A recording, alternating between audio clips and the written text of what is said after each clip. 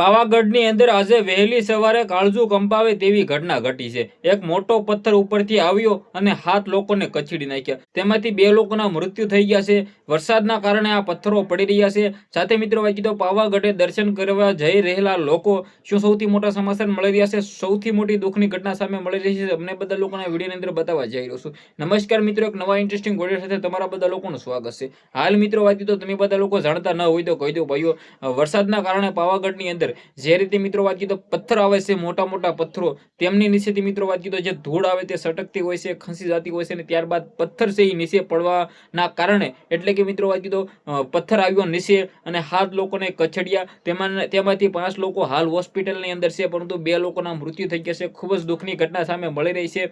પાવાગઢની અંદર ક્યાંક ને ક્યાંક લોકો છે મિત્રો જે મિત્રો વાત કીધો દર્શન કરવા માટે જે જઈ રહ્યા હતા શ્રદ્ધાળુઓ, હવે શ્રદ્ધાળુઓની સાથે મિત્રો વાત કીધો આવું થઈ ગયું છે। હાલ મિત્રો વાત કીધો ખૂબ જ દુઃખની ઘટના કહેવાય। વરસાદના કારણે મિત્રો વાત કીધો આ ઘટના કહી શકાય। બાકી પથ્થર આવ્યો, તમે બધા લોકો ખાલી વિડીયો જોશો તો તમારા આંખમાંથી આંસુ પડી જશે, કારણ કે કેવડો મોટો પથ્થર એ પણ લોકો છે તેની નીચે કાઢી લેવામાં આવ્યા છે।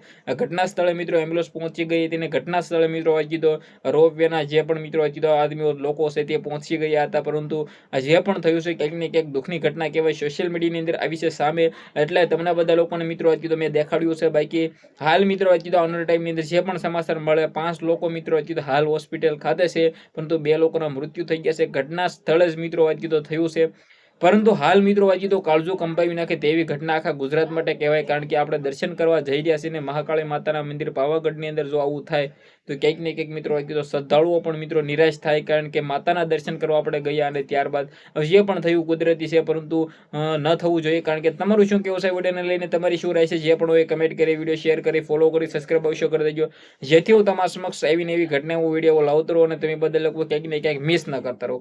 આજના વિડીયોમાંથી આટલી જ માહિતી, આપણે એક નવો વિડીયો મળી જાય। બધા લોકોને દિલથી ધન્યવાદ। જય હિન્દ, જય ભારત।